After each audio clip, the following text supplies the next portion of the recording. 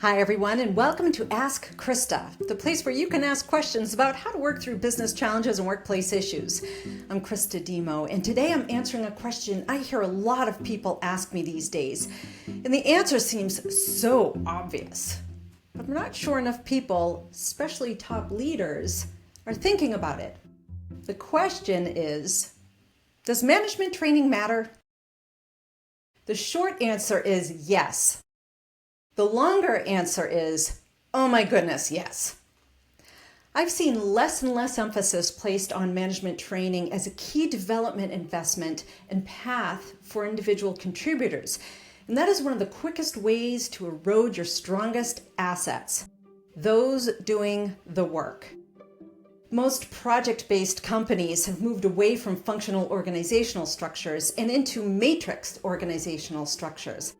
Functional structures means the teams report into a manager based on their function.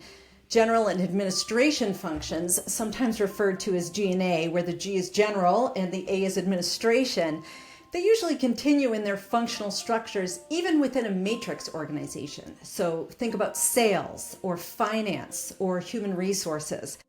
But most project-based teams work in matrixed team environments where resources are shared across a variety of teams, providing their key expertise to contribute to a variety of projects. Perhaps a scientist is working across various pipeline products, or a software developer or an AI developer is working on various products, or an electrician is moving from different construction sites one to the next. With such a shared resource structure, there is a higher level of skill required to manage the good humans doing good work, and they deserve good managers. So to answer the question about whether management training matters, let me ask you a question. What would be an easier model for you? Scenario 1. You are in charge of a team's performance and results, and your team reports directly to you.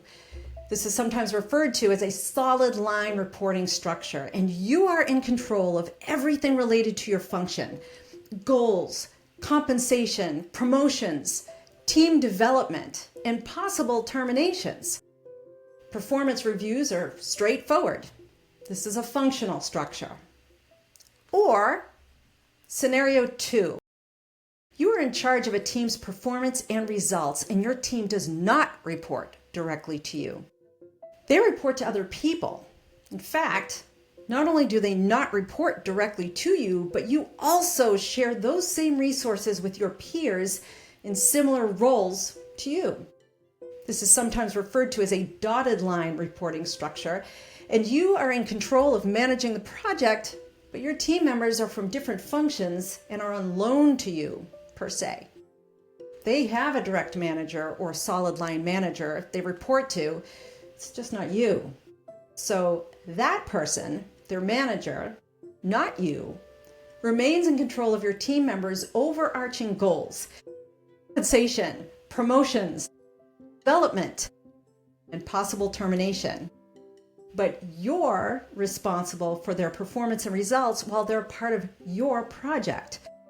If you're in a good organization, you work closely with the direct managers when there are performance issues and during performance review times. So your inputs and others are included in the performance review. This is a matrix structure. So which scenario seems easier from a people management perspective? First one, with someone managing direct reports, is the easier one. The team is concentrated on the functionally specific work within the team, and the manager controls all aspects of the team's performance. Would you agree that's easier? Because the second one is someone managing indirect reports, where the team is dispersed across various other teams to contribute their specific skills to a business deliverable that the actual manager, the direct manager, may not see. Is that easier? Sound confusing? That's only because a matrix structure is scattered and decentralized, not as neat and clean as a functional structure. And if you're new to these terms, it will sound like a different language. My next episode dives into the different organizational structures, but don't worry, I promise it won't be a snoozer, or at least the snoozer it sounds like. Here's what you should remember. In a matrixed structure, you may have 12 people reporting to you indirectly, where you are dependent on their work to complete your deliverable, and you are responsible to some extent for their performance, and you have to hold them accountable for their part of the work. Yet none of those 12 direct reports report to you, meaning they aren't your employees, not the way they would be if you were their solid line manager. Of course, the first scenario is easier for a manager. Sometimes it's easier for the team too, unless of course you have a terrible manager. A functional structure, again, is centralized with a higher scope of control and far more visibility of individual performance for the direct manager. It's far easier to determine how to complete some of the block and tackle of performance management cycles. That scenario, the first one, enables the manager to know, understand, and build bonds with his or her team for when there are development opportunities or sponsorship opportunities or course corrections that are needed. But I say easier in a relative way. It's only easier because of the proximity and control you have with your team in a functional structure. You still need the bare minimum management skills, and even those require some level of training. How to resolve conflicts across your team, how to motivate for performance, how to communicate, which includes listening, not just talking, how to manage a difficult personality, what to do if you have behavioral issues within your team, how to fight for your team members to receive the raises they deserve and promotions they've been developed for. And amidst all of that, you also have to know about various employment laws so you don't become a liability for your organization. For example, how do you lay off an employee in a lawful manner? How do you review a maternity leave plan or a paternity leave plan? Can you ask anything in an interview, or can you test the skills of a candidate during an interview? What if an employee needs to be placed on a performance improvement plan? Are you prepared to do that in a way that doesn't create a new lawsuit for your company? So to recap, the bare minimum to manage a team includes understanding the basics, just the basics, of employment law across all jurisdictions, which might include other countries too. Then there's the messy part of managing the team as good humans so they're working well together. And of course, your management responsibilities when it comes to various performance management cycles for each individual on your team, whatever your company uses for those cycles. So I'll ask you, does management training matter? Yes. For the sake of the manager and the team, yes. But also for the sake of the company, yes. It needs to be effective, and that typically means that, as the saying goes, every day is a school day. You cannot put your future or current managers through an intensive 3 or 5 day program and expect them to retain it all and apply it well. It should be like any other applied learning. Start earlier than you need it, offer ample opportunities to apply it, create an environment where there are plenty of coaches and mentors to enable accountability and sharpness, and give ways to cycle through lessons learned with a continuous improvement mindset. We do this with our product management cycles. Why wouldn't we do it for our people management cycles? If you're listening and wondering what to start working on to improve your management skills or to get into a management role, here are some topics to learn about. Diplomacy. That's how to say things without offending people. Active listening. That's how to listen, to absorb and apply context, not just to respond. Patience. Giving people space to be who they are. Kindness. Offering a soft landing and ways to fail with dignity while still holding people accountable. Firmness. Creating and enforcing boundaries while also being kind. Accountability. Holding people to the commitments they agreed to and acting on consequences when appropriate.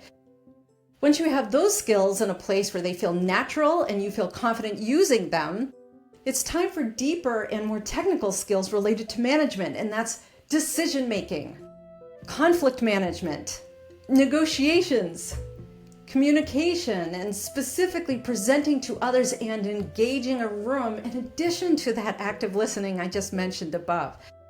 And managing your emotions. I've seen that last one lagging a lot in the last 15 years, particularly in senior leaders and executives. Impulse control and emotional regulation creates chaos or calmness, and that's the best way to kill organizational momentum and performance or help it to thrive. Truly, most people would start their manager positions in a stronger position if everyone understood how important management training is. Managers have the biggest impact on our employees. How we hire them, how we coach them, including how we correct them, how we sponsor and develop them, how we professionally care for them, how we fire or lay them off with dignity and respect. Those are just some of the aspects to management that, when taught and applied, make an enormous difference to your employees and to your organization's performance. And once you've made that enormous difference to your employees, you see the enormous difference in the performance.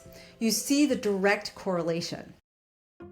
As always, you'll find additional resources on this topic in the show notes where you can learn more at your pace. I've included information about the book First Break All the Rules, and that is a must-have book, especially if you're interested in organizational performance and management, which then also includes leadership. The first edition was published in 1999, and based on data, it highlights the enormous impact managers have on their employees, to the point where this book started the notion that people leave their managers, not their jobs. So when you hear that phrase, I want you to think of first break all the rules. And that, of course, applies when employees leave because of a work situation and not because they're changing industries or they're changing roles. Coming out of the industrial age and into the information age from the 80s and the 90s, the clock-in, clock-out management style prevailed, focusing on your poor performers, trying to improve them, asking your team members to focus on their weaknesses and improve those weak areas, not paying much attention to retaining your best employees or even thinking about what it takes for your top talent to thrive and what it takes to keep them in your company as some of your top assets. This book, coming out of Gallup, the survey organization perhaps best known these days for its employee performance and engagement work.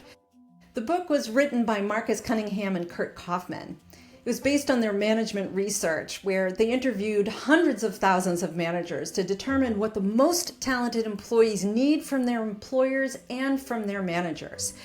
The outcome of their research refuted the known historical way of managing employees, and again, it was based on data. They said, no, the known management rules, they don't apply. You should be focusing on your strongest performers so you don't lose them. Give them more accountability. Develop them based on their strengths. Recognize the work that they're doing. Don't ignore them just because they're really good workers and they know what they're doing. You should also be hiring because of strengths, then strengthening those strengths along the way. Yes, it's good to be well-rounded, and for sure we all have things we have to work on, but if you're only focused on weaknesses, it's what your employees will be focused on too, and that's not what will make them better. I highly recommend the book, with the most recent edition coming out about 10 years ago, which also incorporates the Clifton Strengths work now included with Gallup's portfolio. I've included a quick video from Calibrain that came out in 2014, and that's a summary of the book, but nothing replaces actually having a copy, so I do recommend getting the book.